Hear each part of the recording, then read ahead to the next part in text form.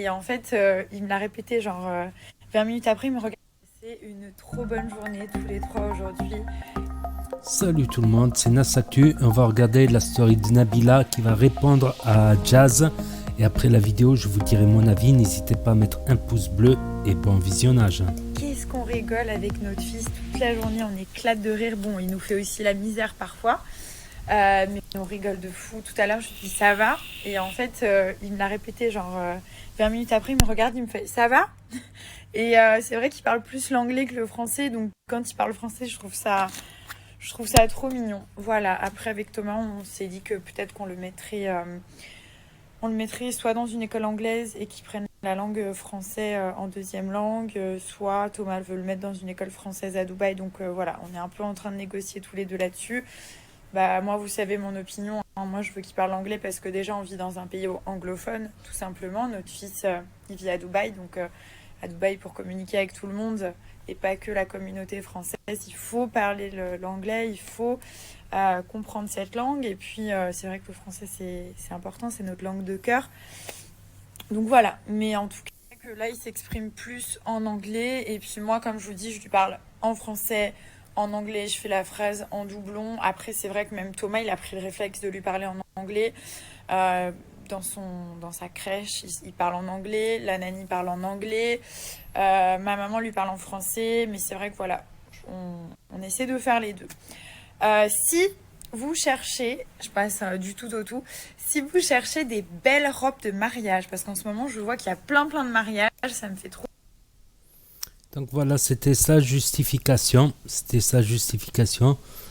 Après, ça peut être compréhensible s'ils souhaitent vivre à Dubaï et que leur enfant va grandir à Dubaï. Ce que je sache, c'est qu'ils n'ont pas la nationalité de Dubaï non plus. J'aurais trouvé ça judicieux, tu vois, s'ils avaient la nationalité de Dubaï. Mais bon, comme ils risquent de grandir là-bas, ils risquent même de vivre là-bas. Mais je pense pas qu'il ait la nationalité de Dubaï. Il n'y a pas le droit du sol dans les pays arabes. Il n'y a pas, si tu nais à Dubaï, t'es de nationalité de Dubaï. Non, c'est plus compliqué que ça. C'est bien plus compliqué que ça. C'est comme au Maroc. Il faut que ton père soit né au Maroc, toi tu sois né au Maroc. Un truc comme ça, faut sur 2-3 générations, il me semble. C'est sur 2 ou 3 générations.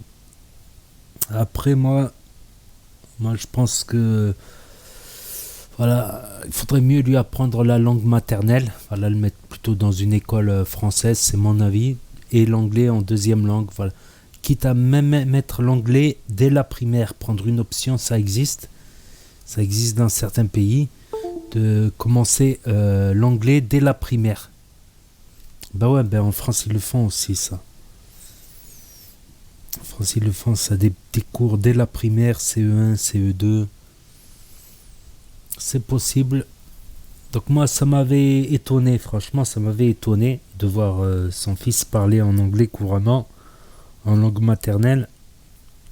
Après, la langue maternelle, l'anglais, c'est si tu es sûr que ton fils va travailler avec des Anglais, tu vois. Parce que je sais que chez les Britanniques, il y a même des annonces d'emploi véridiques. Des annonces d'emploi, ils demandent anglais mère maternelle. Surtout sur des métiers dangereux, tout ça, où faut avoir une bonne communication, pas une communication approximative. C'est quoi ça? C'est le téléphone. Donc voilà. Donc n'hésitez pas à me dire ce que vous en pensez, à mettre un pouce bleu, à vous abonner, à cliquer sur la cloche et je vous dis à très bientôt pour de nouvelles vidéos. Merci d'avoir regardé.